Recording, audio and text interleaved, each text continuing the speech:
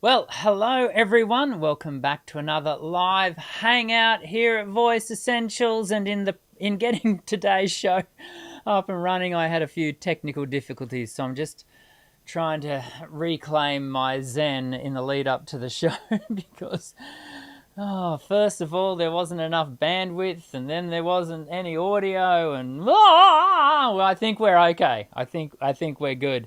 But for a split second, I thought, oh no, we're going to need to cancel the show. But here we are. We don't need to do that, which is very good.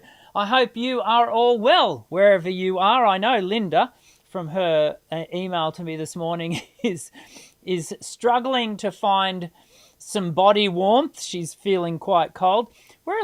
We are cold here in Brisbane. For Brisbane, Australia, in the subtropics, we are a bit cold today. It's supposed to have rained already, but it hasn't. It's just overcast and a bit cool.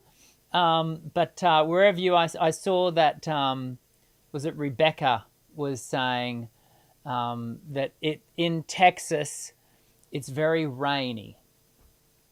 Oh, there you go.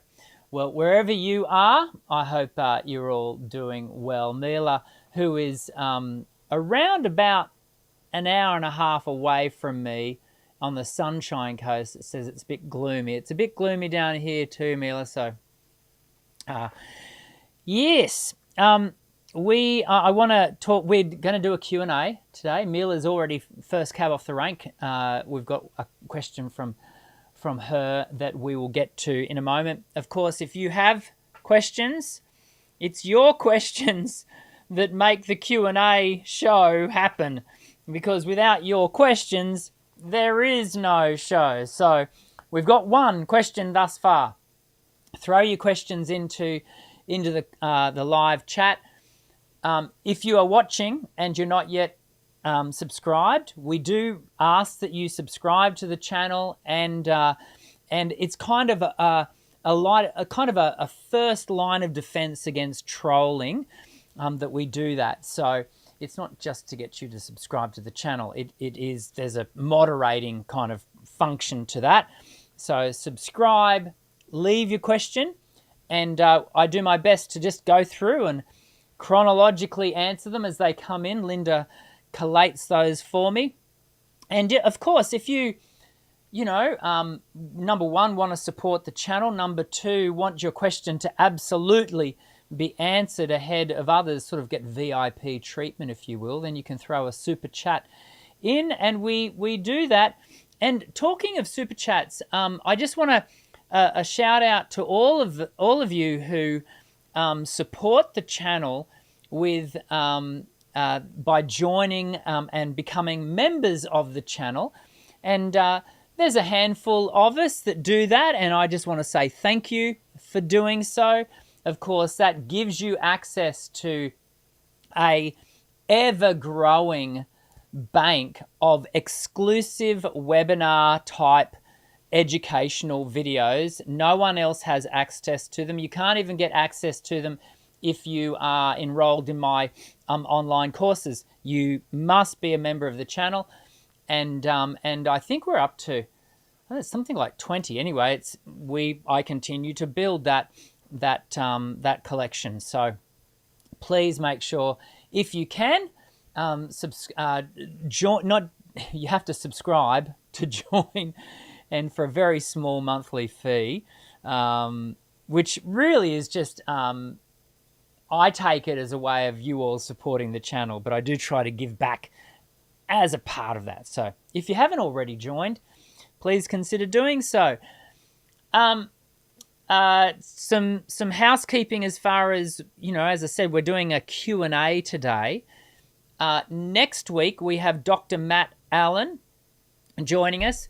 He is an Australian pedagogue, an Australian singing teacher from Western Australia. So think of the distance between Brisbane to Perth, which is where he is kind of the distance from pretty much New York to LA.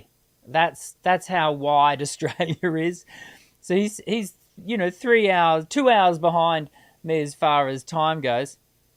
Anyway, I've known Matt for a few years, and Matt is going to come and join us, and he's going to be talking about, specifically, we're going to be talking about belt. And he's done, from memory, his whole doctoral work was around healthy, safe, a sort of R&B belt. So that's going to be really fascinating. I'm looking forward to having.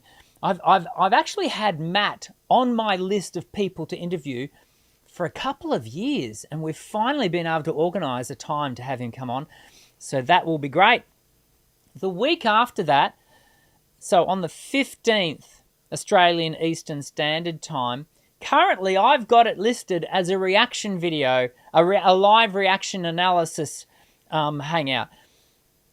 Mackenzie Kate put her hand up and said she wanted to do it, and she gave me a video.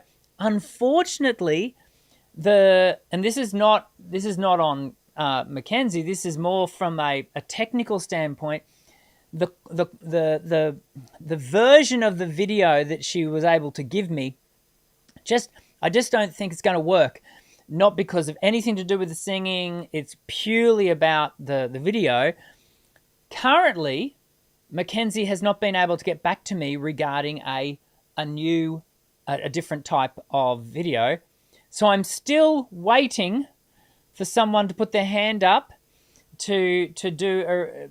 So if you want to participate in a vocal analysis video, Laura's done it, Amelie's done it. There's been a whole heap of you who have participated in this.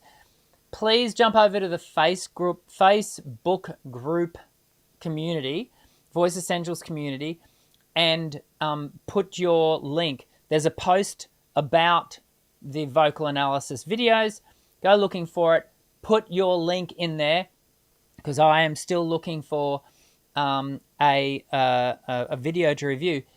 If we don't have someone's video to review, I will be doing another Q&A. We'll just do a Q&A, because we would normally do a Q&A after that anyway, but the whole show will be a Q&A.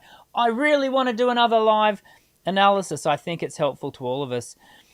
Then, after that, we have to take a little bit of a break. There's a reason for that. It's going to be 3 weeks break. We don't then come back until the 13th of October. Let me explain why. The first week is a holiday week. As in it's not really a holiday, it's a studio break, which I always take, as you know, I always take the 1 week off between terms. The week after that, the Monday, the 29th, is my daughter's wedding. And so I kind of have to go to that. It's not that I've got to go, I want to go. I will be at my daughter's wedding. So I think you'll all forgive me for not doing a show on that particular day. And so we'll be celebrating the marriage of my daughter Caitlin with my son-in-law to be Jamie, and so that'll be a special day. The week after that is a public holiday here in Brisbane, Australia, for we celebrate the King's birthday on that day. I don't think it's anywhere near the actual King's birthday, but that's when the public holiday is. So I won't be in the studio teaching. So that explains those 3 weeks that we won't be having a live show.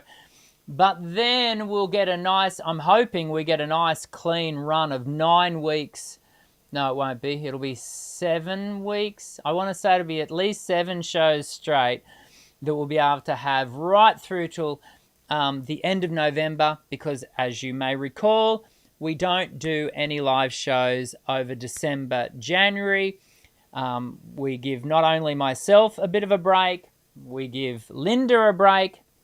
And I'll just throw it out there.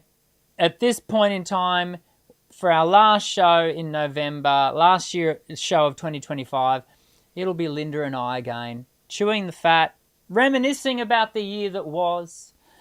It'll be good. It'll be good. So there you go. There's a review, an overview, if you will, of the coming weeks. So again, next week, Dr. Matt Allen, and that will be Super cool. Okay, let's get to a question. And do you know what? I haven't played this little stinger for a while, so let's do it now.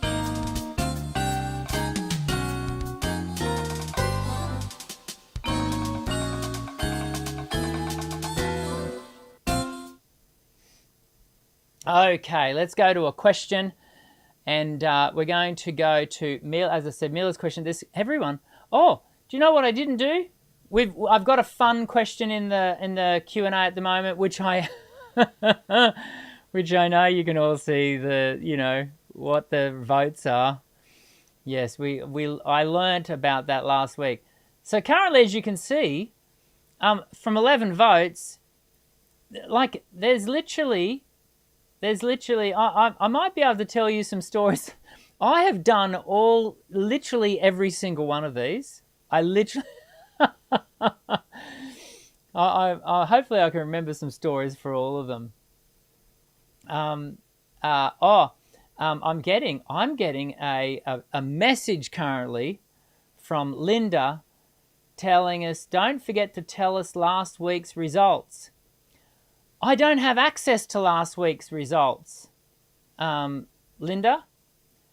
With last week's results, it was actually after I closed the show, finished the show, turned it all off, that I realized I hadn't published the results of the poll. So, hang on a second. Linda's telling me she screenshot them. Yes, I know, but I didn't keep it. I don't know where that is. Is that it might be in my text messages, Linda, I don't know. I won't go searching for it. I can't remember. If you want to send them to me again, I'll tell everyone the results from last week. Anyway, I realized I hadn't published the final poll results, and so I published them after the show had been closed.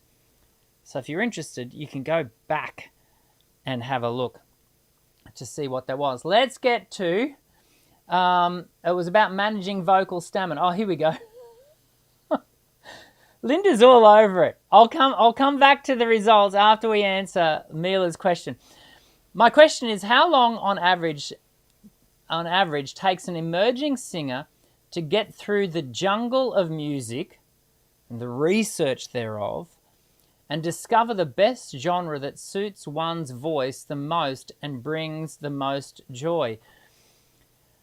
Oh, Mila, that's a very, without avoiding the question, that's a very how long's a piece of string question. For you, Mila, because I know you personally, you come here to the studio and we have our private lessons together, I would have thought, firstly, on the genre that suits you, I kind of feel like where you have gravitated to as far as repertoire goes and genre, which is kind of, easy listening jazz, really is quite suitable to you.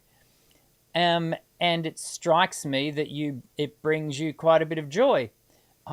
Your question leads me to wonder whether that take on it is accurate, but that's been my observation. I'll pull out from you specifically and talk a little bit more generally about it. How long does it take an emerging singer to get through the jungle of music? Forever, because the jungle of music, it's a bit like the ever expanding universe. It's forever growing, and I don't think you can ever truly plumb the depths of options available to you, not only from historical genres that perhaps are not as fertile a ground as it once was, but also from hybrid genres that are emerging, just new songs in specific genres. So you can be forever researching, and in fact, if you were in, for example, a good covers band or what have you, you would be forever workshopping and developing new repertoire to add to your set lists simply to keep the set lists fresh, not only for your audience but also for you, I would have thought. And people's tastes, they do move and evolve, and so there may be a bit of that goes on. As far as discovering the genre that suits one's voice, I wonder whether sometimes we don't trust ourselves enough, and herein lies the benefit. One of the many benefits of having private singing lessons is you can have these open conversations. It's almost like you get to ask the questions that everyone's thinking and you would like to have answered. It's a bit like, have you ever had that thought of, I'd really like to ask that person, do you actually like me, or do you not like me? It's a sort of social faux pas that you rarely would actually ask, but you might wonder, does that person actually like me? Well, in the case of singing and learning to sing, you get to ask another person, a trusted person, that your singing teacher, does this really suit me? I feel like it might suit me. I'm really enjoying singing it. Is it in the zone of what, is what I'm feeling actually being displayed vocally? And so having that person that you can ask those unaskable questions, unaskable. Did I just create a word? I think I might have. An unaskable question, I think is quite helpful. And then the next bit, and the voice that brings the most joy, that's where one has to trust oneself to go, sometimes, Mila, for example, sometimes when you're here in the studio and I'm watching you sing and we're going through a particular tune, do you know what I'm observing? You light up. You have this lovely smile. It's almost like you find yourself in a different zone, and that's, I think, to be trusted. That experience, that joy that you are feeling, trust it. I think that's wonderful. Let's come back to last week's. I hope that was helpful, Mila. I really do. Let's come back to last week's question, because we don't have another live question. Come on, everyone. Where are the questions? Last week's poll, we're up to 14 votes for this week's poll, but last week's poll was, what is the toughest part of singing live? There were 4 options, as there always are. Managing vocal stamina was 41%. Yeah, true that. Keeping nerves in check, 33%. I just share with you, I don't find I struggle to keep them in check once I'm up there and going. My challenge with nerves is in the commencement. Blending with the band, 16%. And nailing tricky harmonies was 8%. So managing vocal stamina was definitely, the winner there at 41%. And I think that's quite reasonable. One of the challenges for many of us is not having the regular option of singing live. And so part of our stamina and the maintenance of stamina comes from the regular singing live, the consistency of it. And there's a fitness task that is built over time. And so that may be where some of you are finding some challenges. We've got another question. Woohoo! Let's go to it. And this is from Viral. How do I spell? I'm not saying that correctly, am I?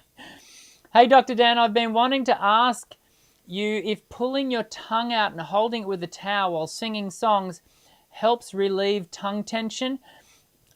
Yes, it will. Ultimately, we'd probably prefer that you didn't have to hold it with a towel, that you could actually you could just do some activity with it protruded. That you might need a towel to wipe your mouth after a while, but certainly you can work with the tongue really pushed and protruded out to cause the tongue muscle and the tongue root to release, and you will get benefit from that. Some people can find that a little bit uncomfortable simply because the tension is so extreme that it can almost, for some people, it can cause them to gag. And so there can be some gentler work that we do underneath here and do some massaging just up underneath, just where the up behind the jaw, and it can sort of just help to release and release some of that tension before you do the protrusion. But that might be something you want to consider. We've got a question here from Darkus. A little while since we've had a question from you, Darkus. Should I take private piano and voice lessons? Yeah. I'll say yes. There's a couple of things to be said here. One, the first question is, are you wanting to take them with the same person? That can be kind of cool. You might,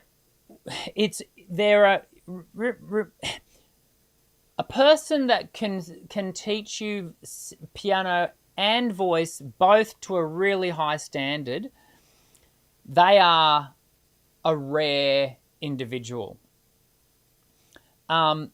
We've had Jeffrey Ashenden come here on the channel, a very good friend of mine, a fellow Brisbane classical singing teacher, does some music theatre as well. He's been on the channel. Jeffrey is a highly skilled pianist and singing teacher. So he teaches both, and he teaches both to a very high level. Ones like Jeffrey they're kind of the exception to the rule. And so just double check, because if they're not, what you'll find, Darkus, again, I'm saying this is a very general statement, the teacher will gravitate to their strength. So if they're actually a piano teacher, it's also kind of to bolster some numbers and some dollars, teaching a bit of voice, they'll gravitate to their strength, piano teaching. And so you'll get less voice and more piano. Maybe that's a good thing. Maybe that's not a bad thing at all. You really have to determine what you are in search of. Let me take a different angle of this. Is there value in learning an instrument while you are also learning singing? 100%. Absolutely. There's so many benefits. And piano is definitely at the top of the list, purely because of the musicianship that you are often required to accompany alongside piano, the learning of piano. The right and left brain work of piano is also really high.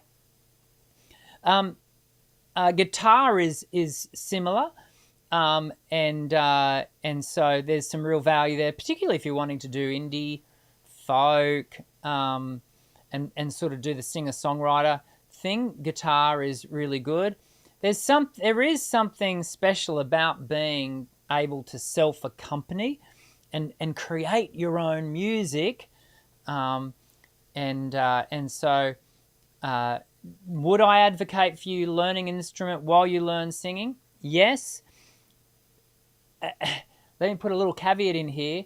As long as you have the time to do both well. If not, focus your attention. And in focusing your attention, you're going to be focusing your time and you're going to be focusing your money. And so just be thinking about, do I have enough time to do both? Because learning an instrument like piano, it is going to require a lot of practice. And so too will your singing, as you know. So make sure you stay on top of that. Rohit has got a question here. I love these questions coming in. How many votes have we got? 16 votes, everyone. Oh, finally the other two. So we've got which singing mishap is most you? And finally, we've all four have got a vote. That's something. We'll come back to the poll in a second. Rohit is asking, do practicing lower notes also open up your upper range?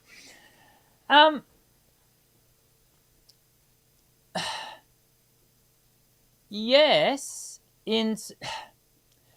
not directly. Let's say it like this, not specifically.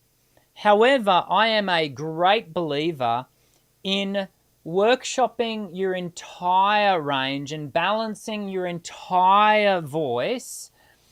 And I have noted over many years that when we have, particularly in contemporary voice, when we have a really solid lower range that is balanced, it is much easier to start establishing balance in the upper range.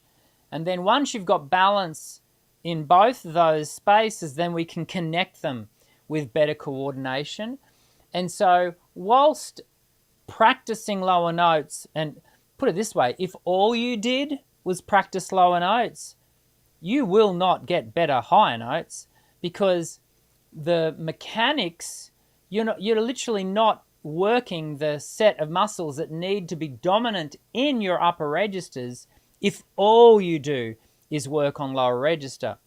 However, when we work the entire range, you will get better value across your notes. And so, Rohit, I hope that is helpful. Up to 17 votes. I always like to get to 21. 21 is the magic number. I know you all have no say in the fact that whether we get to 21 or not, because once you've voted, you can't vote again. But 21's always, I reckon that's always a good number to get to. I'll come back to the poll in a second. Rebecca has asked a question. Rebecca from Texas. How important is it to cool down your voice after singing for a good period of time? Rebecca, and I know, Rebecca, you sing at church, and so I'm gonna tackle this from a contemporary worship singer's point of view, because I conducted the research at doctoral level for this question. When I asked the question in my doctoral survey, how many singers warm up, I think it was 17%. And there was about 100 participants in the survey. So 17 of the 100 people actually did a vocal warm-up. Now, you're not asking about warm-ups, you're asking about cool-downs. But I just want to highlight that not enough people, and I think whilst I can't give, specific data on the greater world beyond church singers as far as warm-up, I reckon if we were to play that out statistically, we would find that the singers, generally the singers that actually do the warm-up. Remember last week when we had Tanya on, and I made the point, the best warm-up is the one you actually do, and because that's true. There's no real magic in the type of exercises you do. It's often the exercise that gets done that acts as a really good warm-up, but so few people do them. I'll give you a split second to guess how many people out of the 100 people surveyed actually did a cool down. Time's up. 0. No one. Zilch. No one did a cool down. What is being missed there is the opportunity to work the built-up lactic acid and any fluid retention that may have accumulated, probably from a protective standpoint for the vocal folds. When we don't do a cool down, we are allowing that lactic acid. And lactic acid, when it sits in the muscles, it actually hardens. It's not, I went to say, a bit like cement. That gives you the picture. Like, it actually causes the muscles to become stiff. And then once it hardens, it takes even longer to degrade and actually move out through the muscle fibers, and for the voice, in this case, the voice, to return to, neutral, normal. And so the value of a warm-up is found in improved recovery, which in turn gives you better preparation for the next sing. And so, for example, Rebecca, again, speaking specifically to contemporary worship singers, if you had to sing both morning and night, and sometimes that's the case on a church roster, you might be singing in the morning services and then you have to sing at night.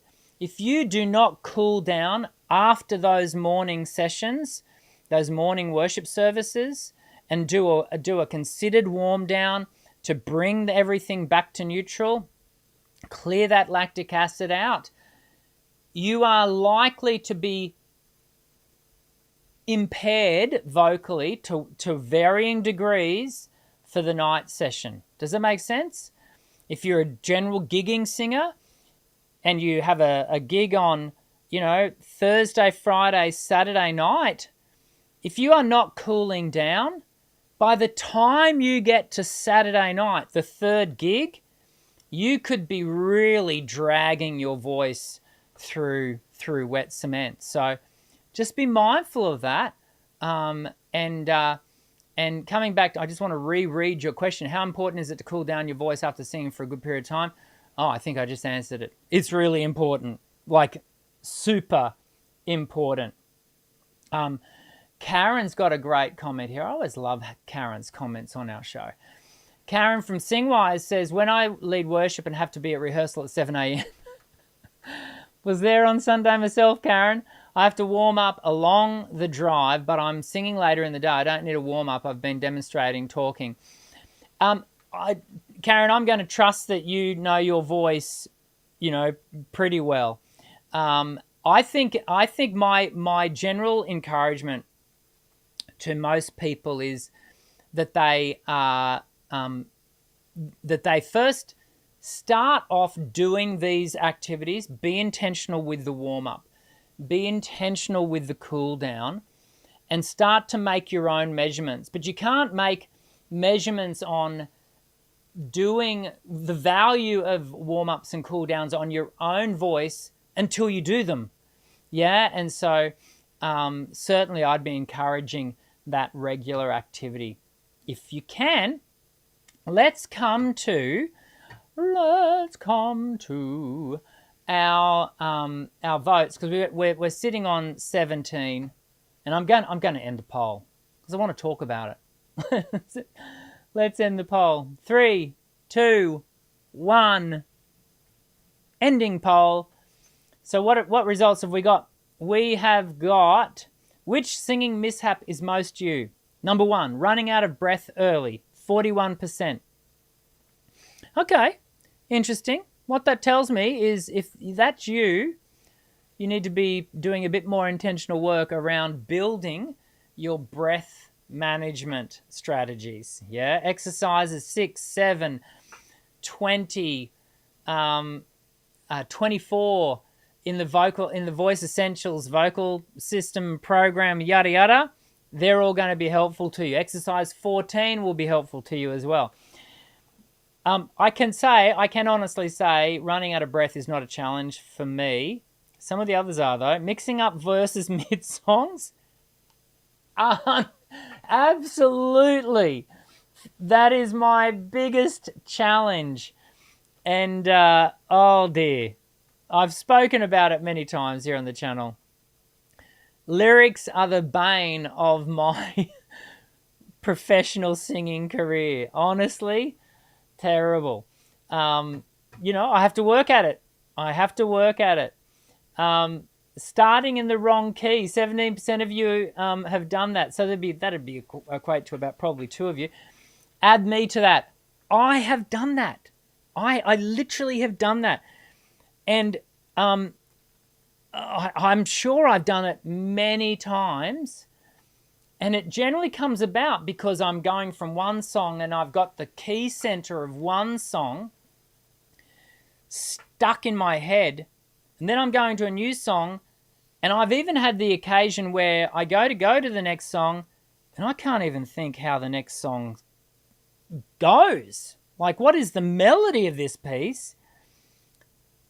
And I've got the tonal center of the previous song. I can't even find how the next one starts, let alone the correct key. So, yeah, I've been there. And too loud for the microphone. I have also, in my early singing days, I have definitely been in the scenario where I have driven the voice way too hard and not allowed my microphone to do the work for me. And in fact, when you drive your voice too hard, because you are too loud for the microphone, it overpowers the mic and does not allow the mic to translate and transduce a really clean signal. And so I think, given our numbers, that's probably one person. If that was you, I encourage you to learn to back off, like work less. You're working too hard, as I also did at one point. Good work. That's cool. Rebecca got the drum roll in there, which was good. Excellent. Hey, what a great hangout. Well, I enjoyed it. I hope you did. You did also. Hit the thumbs up button if you've enjoyed today's live hangout. It has been a lot of fun. Next week we're going to be hanging out with Dr. Matt Allen. I am really looking forward to spending some time with him. I haven't actually had a really good lengthy conversation with Matt since, I think it was, I want to say 2000. Oh dear, no, it'd have to be 2015. It'd be nearly a decade. I was in Hobart for an ANATS conference, and we had dinner on the final night. I'm pretty sure that was when it was. I think it might have been a decade ago since I've had a really good long conversation with him. So it will be good to sit and chat with him when we do. What was the other thing? No, it escapes me. I can't think of it. Let's hang out in 1 week's time. I hope you remain healthy and happy, and Linda, I hope you get some warmth into those bones over the... Linda just said, wow, 10 years goes fast. Yeah, it does. It really, really does. I am looking forward to what the week will bring, as I hope you are as well. And we will catch up again in a week's time. And so until we see each other again, I'm Dr. Dan. Sing well.